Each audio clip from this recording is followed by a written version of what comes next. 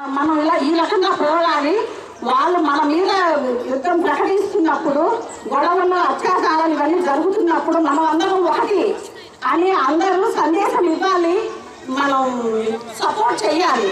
ఇప్పుడు ఉన్న టెక్నాలజీ ద్వారా మరి నువ్వు చేస్తున్నావా అని అనొచ్చు, గ్యారంటీ చేస్తున్నా. నేను చేయకపోయినా మా అబ్బాయి చేత మా అబ్బాయి చేస్తాడు. మన హిందూయిజంపై జరిగే మాటలు కానీ ఏదైనా ఏది జరిగినా కానీ మా అబ్బాయి వెంటనే స్పందిస్తాడు. రెండోది మీకు అందరికీ తెలియని ఇంకొక విషయం, నాకు భరతమాతపై ఉన్న గౌరవం ప్రేమ ఎలాంటిదో చెప్తున్నా చూడండి. నాకు ఉన్నది ఒక పిల్లాడు.